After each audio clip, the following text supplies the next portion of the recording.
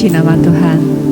Saat pagi hari ini, mari Bapak Ibu, kita mau beri yang terbaik buat Tuhan. Amin. Karena Tuhan juga sudah memberi yang terbaik bagi kita.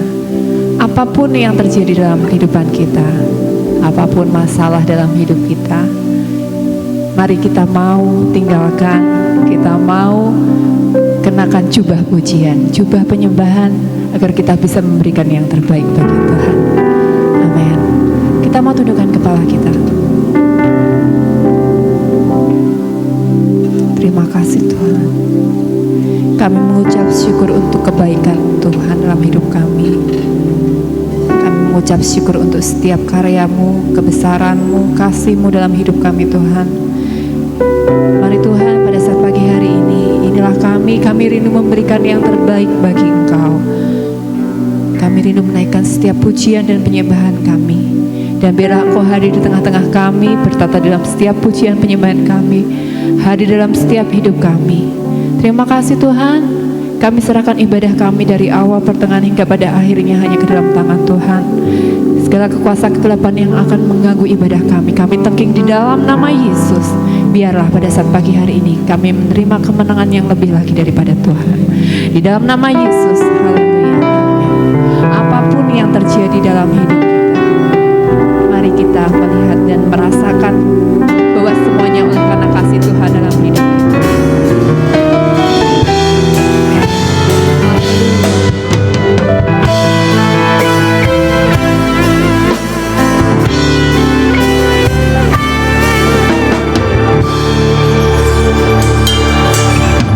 Apapun yang terjadi di dalam hidupku, selalu ku berkata, Tuhan Yesus baik. Dalam segala hal yang terjadi, tetap ku berkata, Tuhan Yesus baik.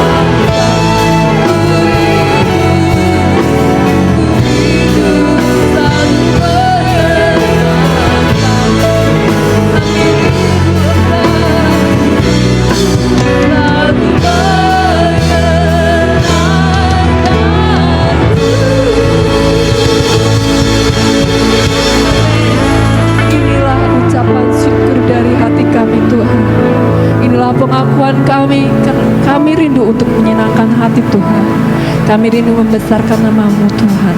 Dan lebih lagi saat pagi hari ini kami mau masuki gerbang-Mu Tuhan dengan setiap puji-pujian kami, membesarkan Engkau Allah yang hidup dalam hidup kami. Terima kasih Bapa, di dalam nama Yesus. Haleluya. Amin.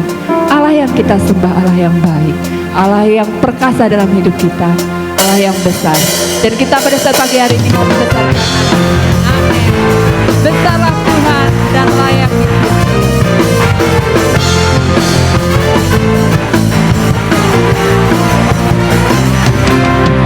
Besarlah Tuhan dan layak dipuji. Besarlah namanya, kekallah kuasanya.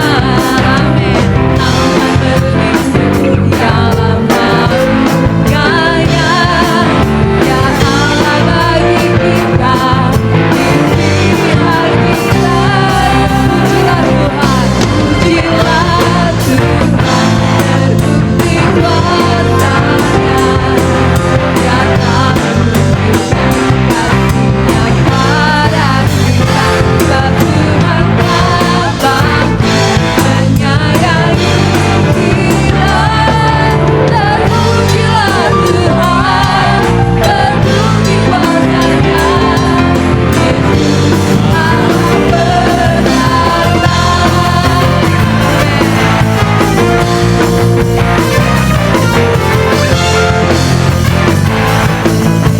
Kembali kita katakan besarlah Tuhan, besarlah Tuhan dan layak dipuji. Besarlah namanya, kekallah kuasanya. Allah berlindung dalam naungannya. Ya Allah bagi kita di pihak kita. Amin.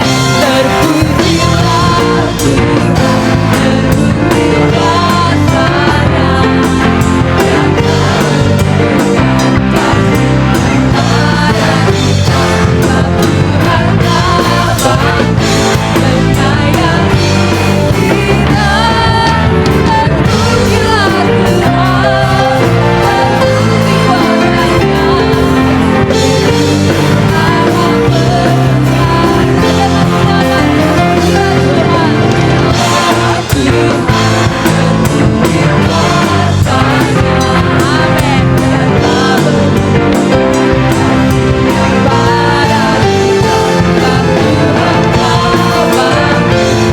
menyayangi kita. Terpujilah Tuhan, terbukti kuasanya.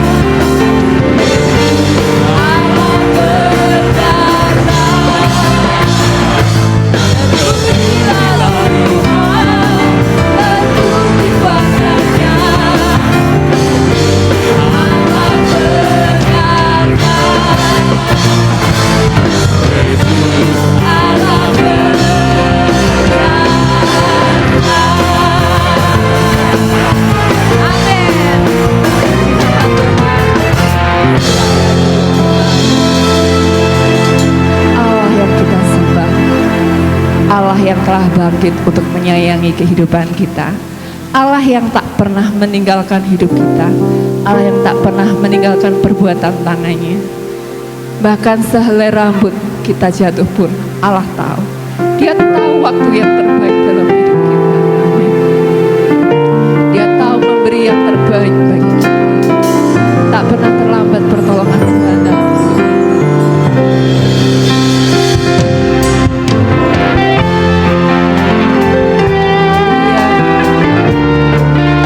Mari kita mau yakini lagi bahwa tak pernah terlambat pertolongan Tuhan dalam hidup kita. tak pernah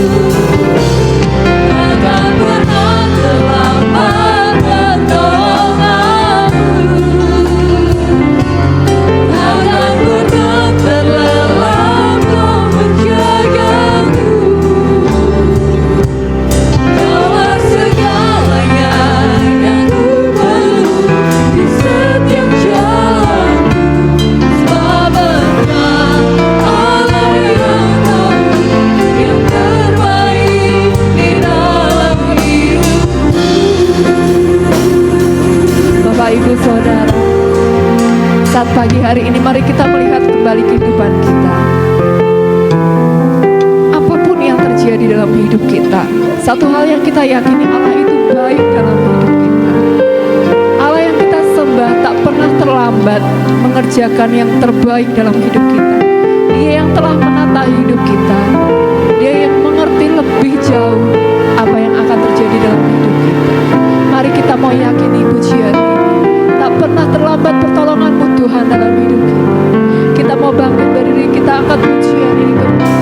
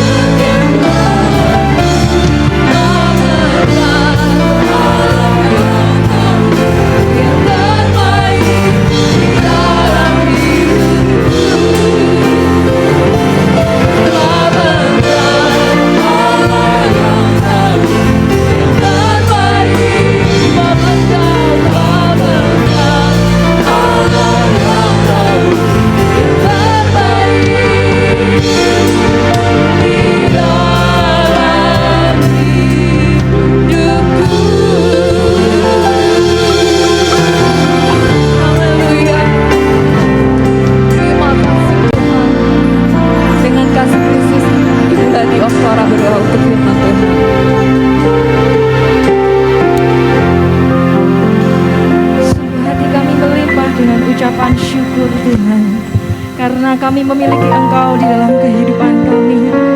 Engkau Allah yang begitu mengasihi setiap kehidupan kami. Engkau Allah yang mengenal dan mengerti setiap kehidupan kami lebih dari siapapun Tuhan. Biarlah setiap puji-pujian yang telah kami naikkan saat pagi hari ini di hadapan Tuhan boleh menjadi dupa yang berbau harum di hadapan Engkau.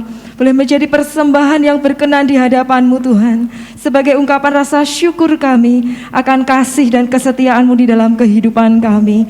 Terima kasih Tuhan Yesus, terima kasih. Saat ini kami kembali mempersiapkan setiap kehidupan kami Tuhan, untuk kami kembali menikmati kebenaran firman Allah, untuk kembali kami ditaburi oleh kebenaran firman-Mu Tuhan. Mari jamah setiap hati kami, mari urapi setiap kami Tuhan. Berikanlah kepada kami hikmat-Mu supaya kami dapat mengerti dan memahami akan setiap kebenaran firman Allah yang sebentar akan dibentangkan di hadapan kami. Setiap kebenaran firman Allah yang datang di dalam kehidupan kami tidak berlalu begitu saja, tetapi masuk di dalam setiap hati kami, dan kami boleh mengerti lebih dalam lagi akan setiap kehendak dan rencana Allah di dalam setiap kehidupan kami, supaya kami ini boleh menjadi pelaku-pelaku firman-Mu Tuhan. Supaya melalui setiap kebenaran firman-Mu yang dibentangkan pagi hari ini, ada kehidupan kami yang diubahkan, ada kehidupan kami yang dipulihkan, ada kehidupan kami yang dibentuk oleh firman-Mu, sehingga kehidupan kami semakin serupa menjadi sesuai dengan kehendak dan gambaran-Mu. Terima kasih Tuhan Yesus. Doa kami untuk hamba-Mu yang sudah Engkau persiapkan untuk menyampaikan kebenaran firman-Mu. Urapi hamba-Mu, urapi hamba-Mu Tuhan. Sembunyikan hamba-Mu di belakang salib kasih-Mu. Urapi setiap lidah dan mulutnya, setiap perkataan yang keluar dari mulut dan bibirnya adalah perkataan yang berasal dari Engkau Tuhan. Terima kasih. Sampaikan isi Haleluya, hati-Mu, haleluya. sampaikan kerinduan-Mu Tuhan. Suara-Mu menjadi bagian yang sempurna di dalam pemberitaan firman Allah pagi hari ini. Terima kasih Tuhan, terima kasih Haleluya. Yesus. Kami juga berdoa, jika mungkin saat ini masih ada kuasa-kuasa kegelapan yang berusaha untuk mengganggu jalannya pemberitaan firman Allah dalam bentuk apapun juga yang ada di dalam ruangan ini maupun yang ada di dalam hati dan pikiran kami mau patahkan di dalam nama Tuhan Yesus Kristus. Kami mau siapkan seluruh kehidupan kami mau dengar firman Tuhan, kami mau terima berkat firman Tuhan, dan biarlah kuasa Roh Kudus yang bertata berkuasa penuh atas kehidupan kami pribadi lepas pribadi. Di dalam nama Tuhan Yesus kami siap terima berkat firman Tuhan. Haleluya. Amin. Amin. Puji Tuhan. Kok menang baik? Puji Tuhan. Haleluya. Puji Tuhan. Memang kemarin itu hujan lebat, dingin saudara. Jadi saya pikir kok saya katakan puji Tuhan tidak respon ini, apa masih terbawa suasana ngantuk. Puji Tuhan Bapak Ibu Saudara. Sebelum saya menyampaikan firman Allah, saya ingin menyampaikan terlebih dahulu terima kasih buat dukungan Bapak Ibu Saudara, sehingga proses penanganan trigeminal neuralgia di otak saya ini bisa selesai dijalani. Saya sudah berdoa kepada Tuhan, Tuhan saya minta kesembuhan, tapi kok kenapa harus begini? Tetap harus jalani penanganan seperti ini. Karena saya sudah berusaha saudara ke dokter saraf di Siloam, kebetulan ada ponakan juga di sana di Siloam, lalu kemudian di dokter saraf di Magelang, ya terakhir harus ke Jakarta ini. Tapi di tengah-tengah roh saya yang sedikit memberontak itu, Tuhan ingatkan saya tentang Rasul Paulus. Rasul Paulus berkata begini, bahwa dalam dirinya ada duri sebagai utusan iblis untuk mengocok dia. Sudah 3 kali untuk hal itu Paulus berdoa minta kesembuhan, tapi Tuhan berkata, kasih karuniaku cukup bagimu. Waktu saya ingat firman Tuhan itu saudara, saya akhirnya berkata, Tuhan terima kasih ya, bahwa kalau hari ini saya harus ditangani, tidak menerima mujizat dari Tuhan, saya tahu kasih karuniamu itu luar biasa. Apa yang kau berikan kepada saya, umur yang masih ada, masih berjumpa dengan jemaat, ada dengan keluarga, itu adalah kasih karunia. Dan saya bersyukur kepada Tuhan, dan saya katakan, Tuhan saya mau jalani semuanya asal ada dalam pimpinan dan penyertaan Tuhan. Puji Tuhan. Nah, saya sampaikan pengumuman bahwa minggu depan kita ibadah hanya sekali. Kita biasanya ibadah 2 kali. Ibadah pertama jam 6.15, ibadah kedua jam 7.45. Kita ambil tengah-tengah jam 7. Jam berapa saudara? Jam 7. Kenapa saya tanya begini? Baleni ben ora eneng sing keliru ya. Jam 7 ibadah kita. Ibadah yang pertama dalam nuansa daerah. Kita akan bersuka cita dengan lagu-lagu Jawa. Ya, saya tidak tahu nanti pemimpin pujian akan menyanyikan lagu apakah, apa gandol Gusti, yes, terserah. Ya. Dan karena ini adalah nuansa daerah, tetap memuliakan Tuhan, maka kita pun diharapkan untuk pakai batik. Ini kostum yang paling adil, karena sebagai orang Indonesia, batik itu Indonesia banget ya. Saya kira semua kita punya yang namanya batik, itu punya ya. Kalau yang pimpin di sini terserah mau pakai belangkon, ya terserah. Ya kalau kita batik saja cukup. Tapi kalau yang tidak punya batik, bukan jadi alasan untuk saudara tidak hadir. Ya, saudara pakai baju biasa saja, enggak, tetap hadir, tidak masalah kalau tidak punya batik. Yang tidak boleh itu kalau tidak pakai baju, itu nggak boleh. Ya, jadi supaya kita semua bisa hadir, kita sekali-sekali menikmati suasana yang berbeda. Lalu kemudian topik dari pertemuan ini, ibadah kita yang pertama adalah tentunya perjamuan kasih. Ada jemaat yang berkata begini, Om, sudah lama rasanya kita ini kok gak ada yang namanya perjamuan kasih. Nah karena itu dalam perjamuan kasih itu ada persekutuan, saya dengar, yang akan menyediakan satu dan lain hal sebagai wujud dari perjamuan kasih itu. Tapi juga selain perjamuan kasih, juga ibadah ucapan syukur, karena saya sudah alami zaman Tuhan. Nah karena itu saudara-saudara, dua topik ini ya akan kita menjadi warna dari ibadah kita nanti ya. Nah, karena itu saudara, seperti biasanya dulu sebelum ada pandemi COVID ini datang ya, kita sering mengadakan perjamuan kasih. Rasanya sudah lama. Nah karena itu saudara, pada ibadah itu saudara bisa keluar dengan cepat, di luar sana disediakan, masuk lagi bisa dimakan. Saya minta waktu 5 menit saja, saya kira tidak terlalu mengganggu kesibukan Bapak Ibu Saudara sekalian ya. Dan dalam 5 menit itu sapalah 2-3 orang, tidak usah salaman, tapi paling tidak halo piye kabare, gitu ya. Saudara-saudara, kita beri waktu untuk lebih membangun interaksi yang lebih erat lagi buat kita ya.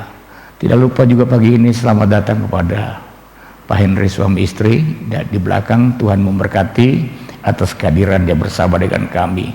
Juga ya Bapak dari Jakarta ada lagi ya Pak ya, kembali lagi ya. Oh ya, Bapak ibu-ibu semua yang hadir, terima kasih, selamat datang, Tuhan memberkati ya. Baik, nah saya ingin untuk mengajak kita membuka Alkitab dari Yohanes pasal 40. Yohanes pasal 40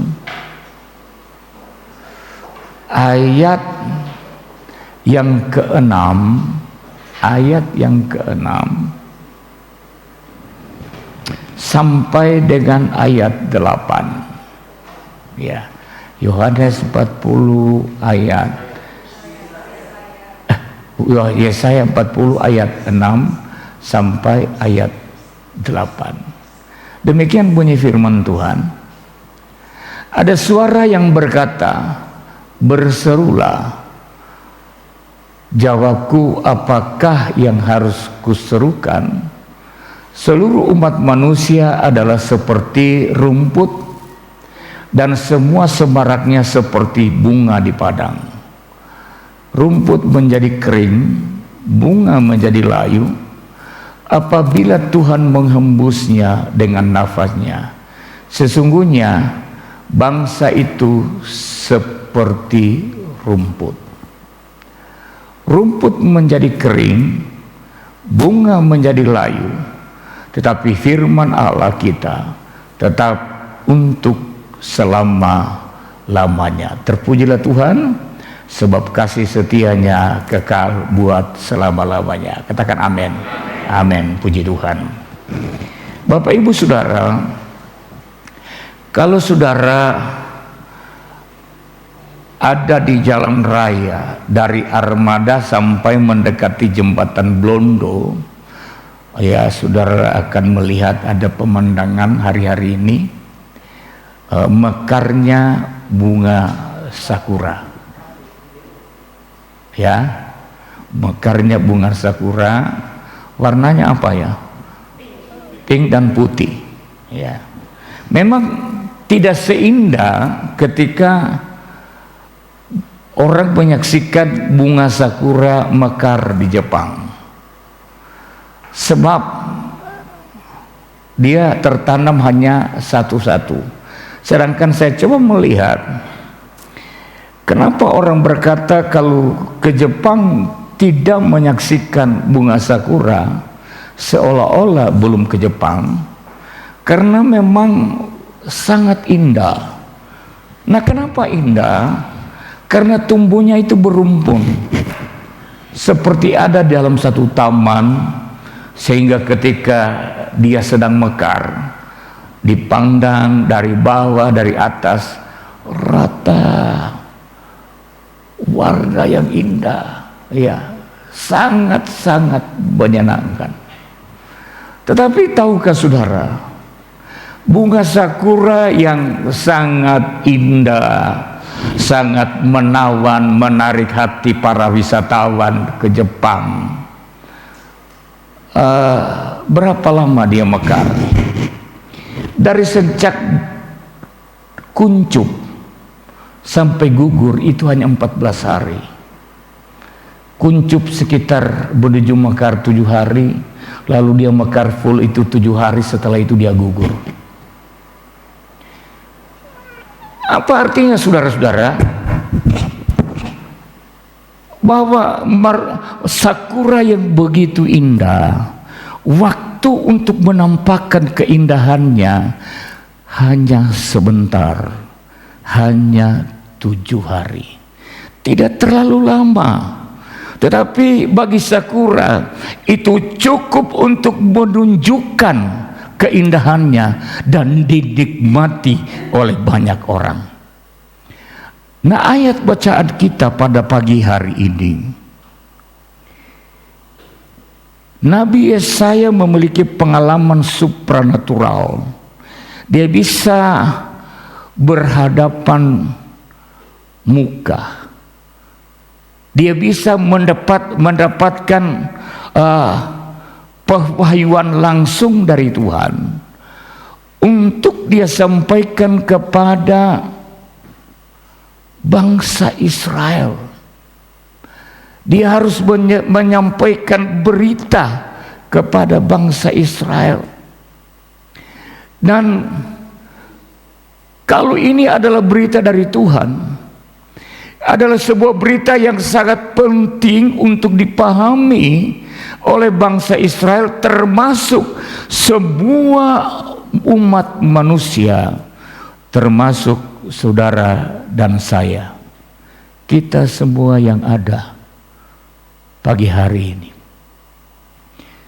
Pelajaran apa yang kita bisa temukan dari apa yang disampaikan oleh Nabi Yesaya? Yang pertama, saudara, dikatakan bahwa ayat yang ke-6, seluruh umat manusia adalah seperti rumput. Dalam frasa berikutnya kita bisa temukan pernyataan bahwa manusia itu digambarkan seperti rumput, seperti bunga, rumput kering, bunga layu. Artinya sementara, seperti sakura yang waktunya hanya sementara. Dan dikatakan tanpa terkecuali semua manusia. Apakah dia orang berpendidikan, orang yang tidak mengenyam bangku sekolah sekalipun, sama hidupnya seperti rumput. Apakah dia seorang pejabat, rakyat biasa, orang kaya sederhana, miskin sekalipun, boleh dikatakan semua sama, hanya seperti rumput, hanya sebentar. Kita ini hidup untuk sementara di dunia ini. Nah, saya, saudara-saudara, memang pertama kali ketika saya ke Jakarta ketemu Dr. Mustaqim Prasetyo di klinik utama Dr. Indrayana, karena dia rupanya salah satu dokter bedah saraf di situ. Lalu dia kasih surat pengantar ke rumah sakit, pusat rumah sakit otak. Dia juga salah satu dokter bedah saraf di situ. Dia kasih pengantar untuk ke dokter gigi. Saya tanya, dok, kok dokter gigi buat apa? Gigi saya ini sudah nggak ada. Karena di Jogja kan dulu rasanya itu, saudara, ini saya segera beritahu, jadi jangan sembarang cabut gigi. Saya kira sakit gigi, sakit cabut, masih sakit, saya datang lagi, dok tolong dong cabut, nggak kuat dok, cabut, sampai rang atas ini separuh giginya habis. Ya, terakhir dokter Bambang ini berkata, Pak Pendeta, ini bukan gigi, ini saraf ini. Ya, saudara-saudara, saya bilang, dok, ini giginya sudah ada, apanya lagi? Saya ingin pastikan nanti di rongsen bahwa tidak ada saraf yang ketinggalan. Sebab kalau ada saraf yang ketinggalan, sakitnya itu sama. Nanti saya tangani di sini tetap sakit. Baik, dok. Jadi saya diberikan pengantar untuk ke dokter gigi, foto torak, lalu dokter jantung, ketemu dokter anestesi, terakhir ke dia sendiri, ketemu dia sendiri di sana. Nah, termasuk di MRI, saudara. Lalu kita ngomong-ngomong, dia jelaskan, ini jadi bapak kena trigeminal. Saraf trigeminal bapak yang bagian kiri, cabang kiri itu tertekan pembuluh darah. Ya, penanganannya gimana, dok? Ya harus dilepaskan tekanannya. Bagaimana caranya? Ya pertama konvensional dibedah. Saya bilang jangan, saya nggak mau, dok, saya nggak berani dibedah. Ya enggak, kita ada cara yang lain. Ya, RFA, radiofrekuensi ablasi, ya. Lalu dia tunjukkan, saudara, dia turun sebentar, dia naik lagi, dia bawa tengkorak dengan alat suntiknya itu panjang. Dia bilang, nanti bapak saya akan suntik dari sini sampai nembus dia ke rongga otak. Lalu di dalam suntikan itu rupanya ada alat yang fleksibel. Waktu sudah sampai di otak itu akan dikeluarkan, lalu modelnya digoyang-goyang sehingga terlepas. Nah, kalau tidak bisa terlepas, saya cabut, saya akan masukkan balon. Kemudian balonnya di dalam itu dikembangkan, begitu dia terlepas, dikempeskan, ditarik keluar. Dok, bermasalah enggak? Dia jawab begini, saya dokter, saya sudah biasa menangani, tapi saya nggak bisa jamin. Yang sempurna itu hanya Tuhan. Amin, dok. Amin, saya katakan. Yang sempurna hanya Tuhan. Tapi lalu kemudian saudara saya berkata gini, dok, kalau bisa saya diobatin dulu lah. Sebab justru walaupun itu dikatakan apa, tapi saya masih berpikir, ya mikir satu, ini otak, saudara ya. Yang kedua ya mikir, jadi ya dipikir itu yang otaknya di sini, lalu yang di sininya, saudara ya kan ya, yang dipikir. Nah, sudah baik, tidak apa-apa Pak Yafet, saya kasih resep. Nah, ketika obatnya habis, di rumah sakit Suci itu ada dokter Setia Negara. Ya, dokter Setia Negara ini dia maestro bedah saraf ya di Indonesia, dan sampai tahun 99 dia adalah tim dokter kepresidenan. Ya, dia juga sempat menjadi kepala rumah sakit Pertamina. Nah, saudara berpikir mungkin, Pak Yafet ini kok wani-waninya ketemu profesor doktor ya yang sudah terkenal. Bukan berani-berani saudara. Kebetulan di sana ada menantunya papasan ini, dokter yang jadi asistennya Setia Negara. Dia katakan, Om, coba ketemu dokter Setia dulu. Barangkali masih bisa diobati. Oh ya baik, tidak apa-apa. Tolong saya didaftarkan, dibuka jalan supaya gampang.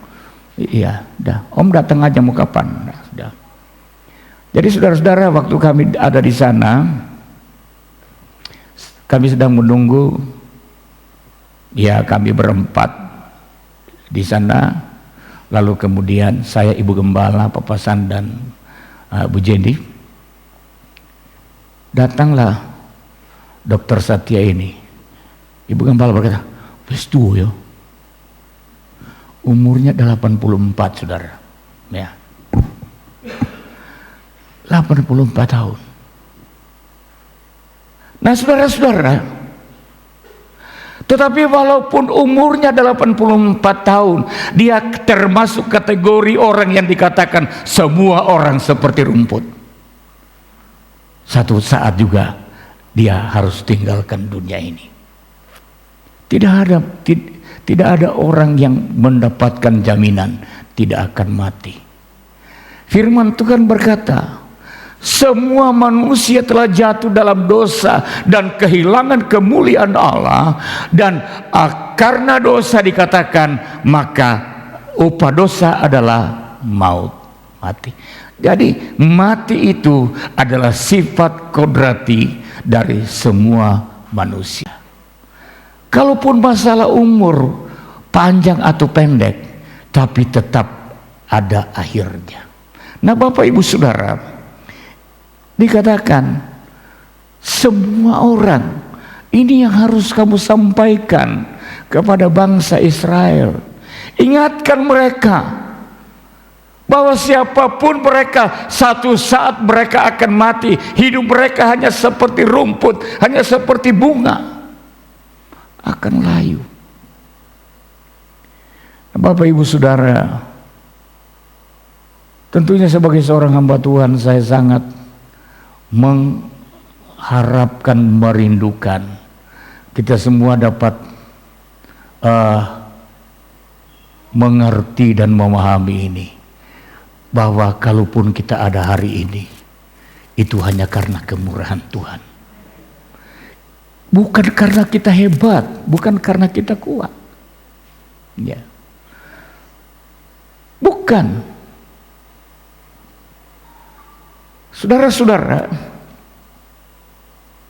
ya, ada teman yang seringkali menceritakan tip kesehatan apa semua, dan dia jaga makan, betul-betul dia jaga, karena dia, saya berpikir dia sangat menginginkan kesehatan selain dari tentunya berharap dan percaya kepada Tuhan. Tapi hari ini saudara, dia pun ternyata sakit, ya. Dan kemudian saya renungkan, ya, firman Tuhan tidak bisa dibantah. Sekali lagi, Bapak Ibu Saudara, firman Tuhan kita tidak bisa bantah. Firman Tuhan itu adalah sebuah fakta yang nanti kenyataannya kita akan alami. Kita semua akan alami, ya. Karena itu kalau hari ini Tuhan masih berikan kesempatan, seperti sakura, mekarlah seindah-indahnya, sehingga banyak orang yang dapat menyaksikan dan dapat menimba nilai-nilai, nikmati nilai-nilai yang membahagiakan, yang berarti bermakna bagi mereka, dan semuanya untuk kemuliaan Tuhan. Itu saudara yang pertama, semua orang tanpa terkecuali. Saudara tidak perlu minder, ya, tidak perlu minder. Lalu kemudian yang kedua, yang kita dapatkan dari firman Tuhan ini, pelajaran yang kedua, bahwa dikatakan hidup kita ini sementara seperti rumput yang kering dan bunga yang layu, ya. Seperti rumput yang kering dan bunga yang layu. Ada pujian yang mengatakan apa? Hidup ini adalah kesempatan. Jadi kalau kita ada sekarang, Tuhan masih beri kesempatan untuk ada, mekarlah seindah-indahnya. Ya. Jadilah berkat bagi orang. Selagi saudara dapat berbuat sesuatu, perbuatlah. Perbuatlah sesuatu yang bermanfaat bagi orang lain. Jangan tabur keburukan. Jangan tabur kebencian. Jangan tabur hal-hal yang tidak menyenangkan. Hal-hal yang merusak hubungan satu dengan yang lain. Tapi taburlah kebaikan yang makin mempererat hubungan kita satu dengan yang lain. Dikatakan saudara-saudara,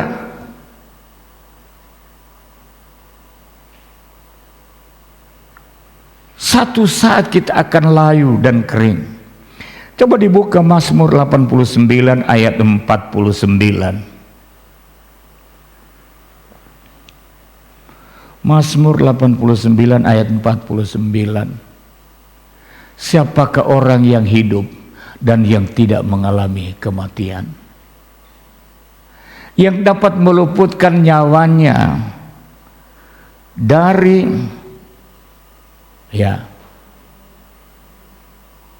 yang dapat meluputkan nyawanya dari kuasa dunia orang mati. Pengkhotbah dalam hal ini Salomo sesuai dengan pengamatan dan hikmat yang diberikan oleh Allah, dia makin memahami kehidupan ini. Dan dari hikmat ini pemazmur maksud saya, dia bisa menyampaikan mazmur bahwa siapa sebenarnya yang dapat luput dari kematian. Lalu pengkhotbah, dalam pengkhotbah pasalnya yang ke-9 ayat yang kedua. Pengkhotbah pasal 9 ayat yang kedua. Segala sesuatu sama bagi sekalian. Ya, tidak ada perbedaan. Semua orang sama. Nasib orang sama dikatakan. Baik orang yang benar maupun orang yang fasik. Orang yang baik maupun orang yang jahat. Orang yang tahir maupun yang najis. Orang yang mempersembahkan korban maupun yang tidak mempersembahkan korban. Sebagaimana orang yang baik, begitu pula orang yang berdosa. Sebagaimana orang yang bersumpah, begitu pula orang yang takut untuk bersumpah. Sama tanpa terkecuali. Semua satu saat akan mati. Kalaupun ada perbedaan, yang membedakan itu hanya kualitas hidup. Seperti tadi saya katakan, Dr. Satya Negara itu umur 84, jalannya masih gagah, saudara. Gagahan dia jalan daripada saya. 84. Semua akan mati. Yang membedakan hanya kualitas hidup, kuat, gagah, sehat, dan yang sakit-sakitan mungkin. Hanya itu yang membedakan. Yang membedakan mungkin hanya perbedaan sosial ekonomi. Tetapi sekali lagi saudara yang kasih, ujung dari hidup semua sama. Semua sama. Tidak ada yang berbeda satu dengan yang lain. Sampai sekarang saudara, saya masih agak sulit kalau ngomong, karena ini separuh ini masih kaku seperti bius. di bius itu. Ini gigirang bahwa ini sekarang ini saudara, seandainya dicabut tanpa disuntik bisa ini, karena masih seperti disuntik bius mau dicabut gigi itu. Kemarin waktu saya kondangan ke Salatiga, seorang pendeta mantu, sebenarnya saya tidak berangkat, tapi ibu gembala berkata begini, nggak enak lah mangkat. Ya sudah, kita berangkat. Tapi saya tidak makan apa-apa. Yang pertama ketika datang, begitu banyak hamba-hamba Tuhan yang menemui saya, mereka salaman apa semua, dan saya harus melayani mereka. Ya, menyapa mereka, meresponi sapaan mereka. Yang kedua, saya tidak bisa makan karena rasanya saya belum bisa buka mulut yang lebar, saudara. Rasanya belum bisa buka mulut yang lebar. Sampai di rumah saya berkaca, saudara, kok mulut kok belum bisa buka lebar. Di kaca saya coba buka mulut, lebar itu. Rupanya karena masih tebal kayak di bius, rasanya belum bisa buka, saudara, ya. Lalu, tapi saya berkata begini, terima kasih Tuhan, walaupun masih seperti ini, masih jauh lebih baik daripada dulu. Saudara lihat waktu lalu saya khotbah begini bisa seperti ini, ya, sudah bolak-balik, nangis makan, nangis tidur gak bisa, mau tidur sedikit terbangun karena sakit, ya. Nah, kenapa ini obat biusnya seperti begini? Sebelum ditangani, saya berkata begini kepada suster, sus, sebelum saya ditangani, saya minta ketemu dengan dua dokter, Dokter Tio sama dokter anestesi. Oh iya, baik. Lalu ketemu, waktu dokter anestesi datang, dia gini, gimana Pak? Gini dok, saya pernah dibius di Trogorejo, selama masa tidak sadar saya nyanyi. Kenapa? Saya juga tidak tahu kalau saya nyanyi. Kalau saya tahu saya nyanyi, itu berarti saya masih tetap sadar itu. Perawatnya yang ngomong, Om, enak ya tadi ya. Loh kenapa? Nyanyi terus sepanjang saat tidak sadar. Saya tanya, nyanyinya saya apa? Lagu gereja atau dangdut? Oh, lagu gereja Om. Oh ya, puji Tuhan. Jadi selama tidak sadar, saudara, saya itu rasanya terbang sama nyanyi begitu terus. Begitu selesai mendarat, berhenti nyanyi, sadar. Lalu dokter anestesi berkata begini, oh iya ya, itu mengganggu itu ya. Ya mengganggu. Lalu gimana dokter? Saya buat Bapak tidak nyanyi, terus saya buat Bapak tidur. Rupanya ini kekerasan dosisnya, saudara. Ya, makanya Pak Jati berkata, saya tidak mau lagi dibius. Iya. Tetapi sekali lagi saya syukuri Tuhan masih beri saya kesempatan untuk bisa mekar. Ya, selagi masih ada kesempatan Tuhan berikan, karena satu saat hidup ini akan berakhir. Mau atau tidak mau, satu saat kita akan tinggalkan dunia ini. Bukankah kita hanya kita yang sudah, bahkan semua yang kita miliki kita akan tinggalkan. Tidak ada yang kita bawa. Ya. Kalau ada orang kaya lalu memberikan wasiat, kalau saya mati karena kekayaan saya yang limpah ini, tolong supaya sebagian dari mas lantaan yang Papa simpan itu diikutkan di dalam peti. Kira-kira ada yang mau ndak anak-anaknya? Oh, paling di depan Bapak dia bilang gini, iya. Setelah itu ndak mungkin lah, ya, ndak mungkin, karena mereka juga masih hidup butuh. Yang kedua, kalau orang tahu di peti papanya ada emas, dibongkar orang, saudara yang kasih. Yang tidak ada emasnya, emas aja dibongkar sama Kusni Kasdut, apalagi yang ada emasnya, saudara. Ya. Tidak ada yang kita bawa. Kita boleh punya mobil mewah kita tinggalkan, kita boleh punya rumah mewah kita tinggalkan. Sebelum pembedahan saya telepon teman, ya teman itu saudara kenal kalau saya sebut namanya karena juga sering dia datang ke sini. Saya bilang, Pak, saya mau ini nganggur ini, saya mau ke rumah, boleh enggak? Ya silahkan Pak, kita tunggu. Memang waktu saya turun dari kereta dia yang suruhan sopir jemput. Dia tawarkan untuk tidur di rumahnya saudara, tapi saya tolak. Kan dia katakan begini, Pak Yafe mau tidur di rumah saya aja, nanti biar sopir saya yang antar-antar. Saya katakan tidak mau. Untuk saya jawab tidak mau saudara. Sebab waktu sampai di sana, saya lihat, wah kalau saya bilang mau, saya khawatir saya nggak mau pulang saudara. Karena rumahnya kebaikan istana ya kan, saya khawatir saya tidak mau pulang. Ya. Tapi saya katakan begini, ini satu saat akan ditinggalkan, tidak akan dibawa.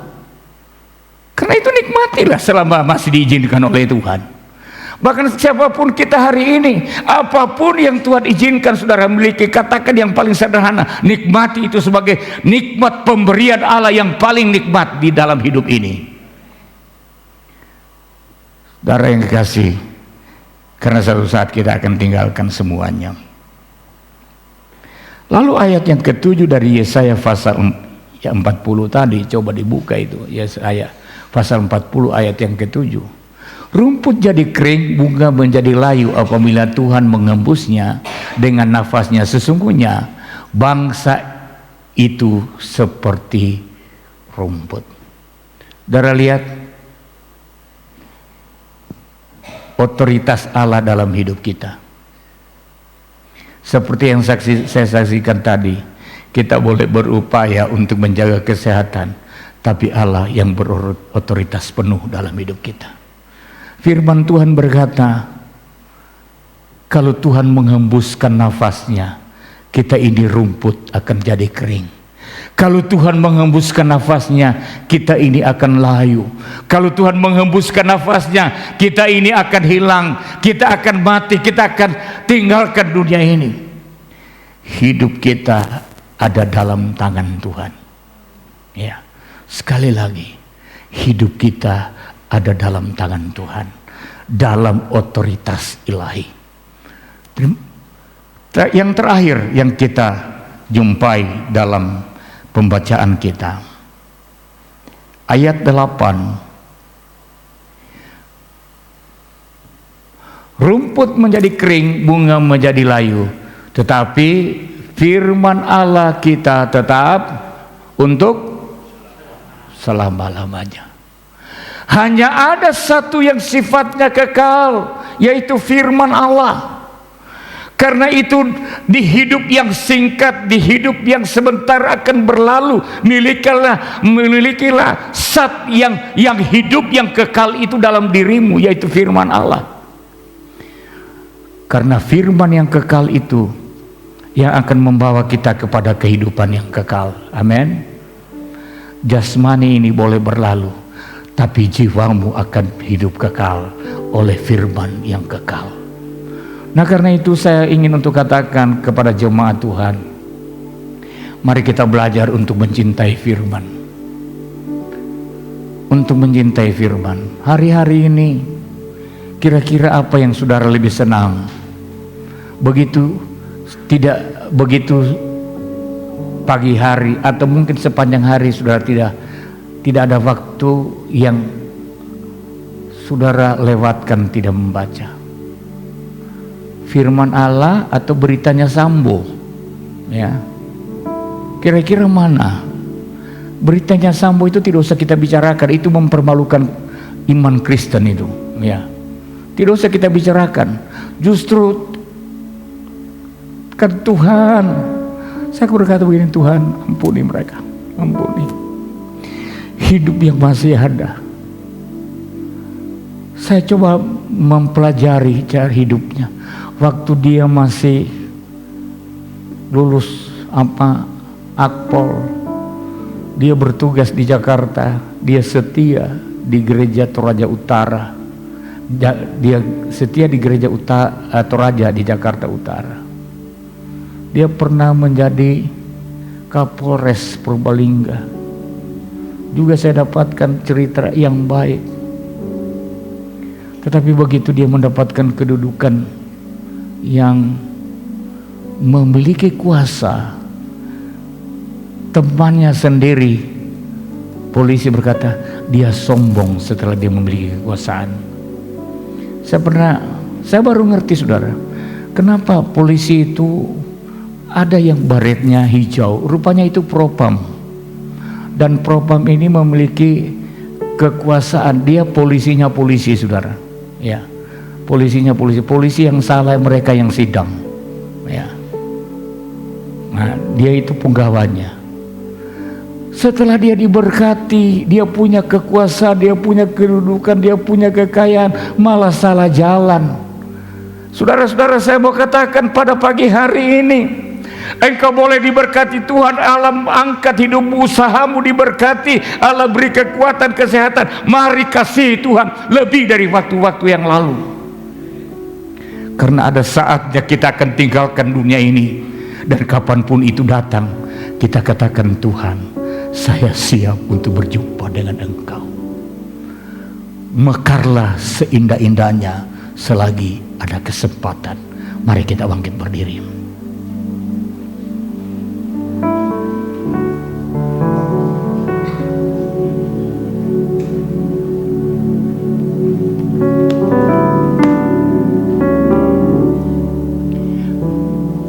Hidup ini adalah kesempatan.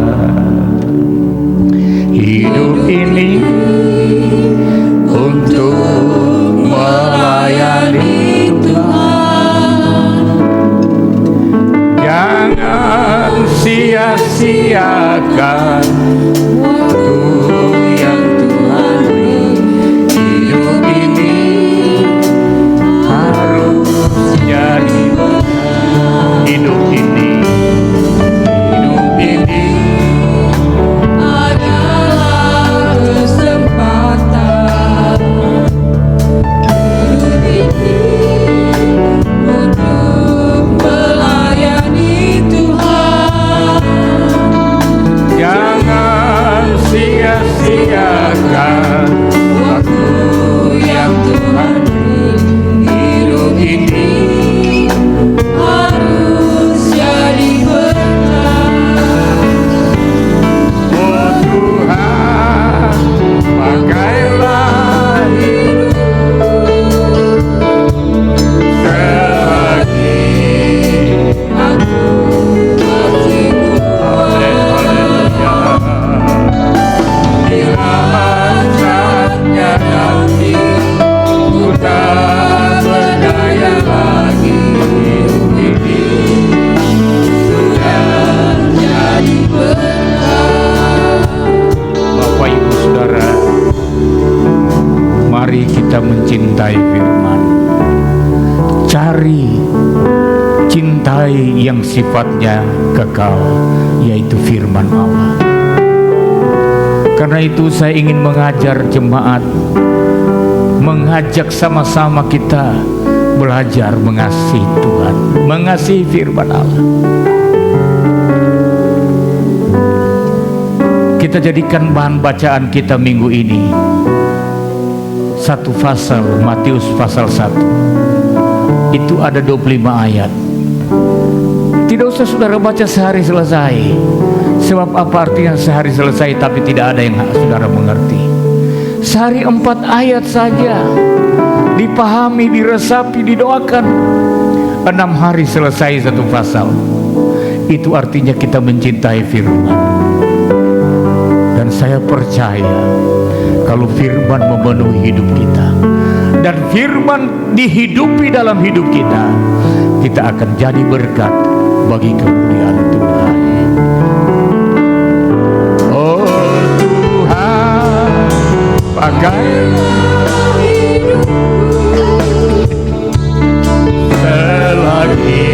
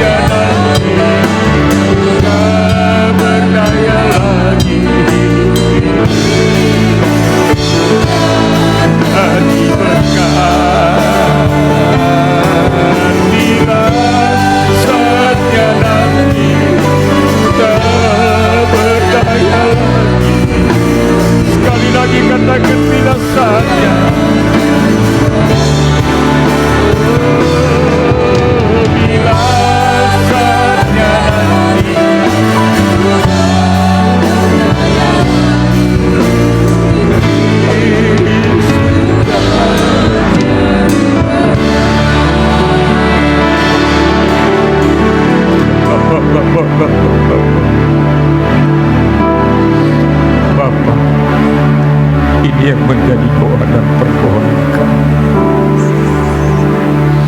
Kuatkan kami, mampukan kami, tuntun kami di jalan yang benar, agar selama hidup ini masih ada, kami hidup dapat jadi berkat bagi banyak orang, memberi kesaksian yang membangun, mengkuatkan, bukan yang melemahkan dan menghancurkan. Dan biar melalui hidup kami, nama Tuhan dipuji, puji, dan dibesarkan. Hamba berdoa untuk umat-umat-Mu pagi ini. Sebelum mereka meninggalkan ruangan ibadah ini, Tuhan kiranya mengiringi perjalanan hidup umat-umat-Mu. Dalam rumah tangga, Engkau karuniakan damai dan sejahtera, perlindungan, kekuatan dan kesehatan. Jauhkan dari sakit penyakit, dan biar mereka menikmati sukacita di dalam perlindungan sempurna Allah. Usaha pekerjaan mereka aku doakan diberkati Tuhan. Di dalam nama Tuhan Yesus, apapun yang mereka kerjakan sejauh itu berkenan kepada Tuhan. Buka tingkap-tingkap langit, berkati mereka. Angkat karir mereka, angkat posisi mereka. Yang sedang membuka usaha baru, Engkau buka jalan. Yang memiliki cita-cita yang belum terwujudkan, tolong mereka agar mereka dapat mewujudkan cita-cita mereka. Terima kasih Tuhan, yang berulang tahun dalam minggu yang kami lewati ini, kiranya pertolongan dan berkat yang sama menyertai di waktu-waktu yang akan datang. Korban persembahan yang mereka persembahkan, kembalikan dengan berkat yang limpah sesuai dengan firman-Mu. Terima kasih Tuhan, Kau berkati semua umat-umat-Mu yang hadir dalam ibadah. Yang tidak hadir kalau mereka sakit, sembuhkan. Yang malas, lepaskan dari roh kemalasan. Yang tidak menghargai ibadah, Tuhan tolong mereka agar mereka menghargai ibadah. Semua yang mengambil bagian dalam pelayanan hari ini, berkati mereka. Terpuji-pujilah nama-Mu yang ajaib. Kedangkan tangan-Mu saudara. Saudara-saudaraku yang dikasihi dan diberkati Tuhan, pulanglah dan bawalah berkat sempurna tubuh, jiwa, dan roh dari Allah Bapa yang dikaruniakan kepada kita melalui putranya yang tunggal Yesus Kristus, serta pemeliharaan dan penyertaan Roh Kudus menyertai kita semua pagi ini sampai selama.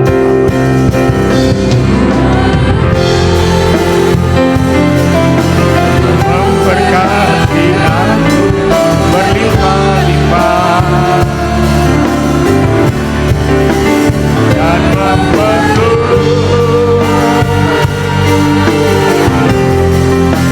daerahku, dan kiranya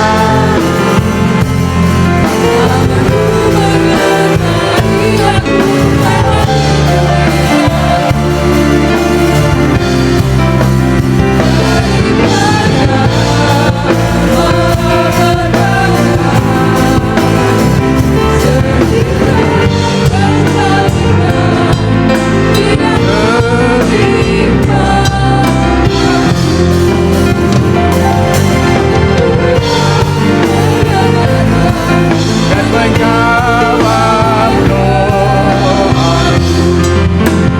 Amin. Selamat pagi, salam sejahtera, diberkati Tuhan.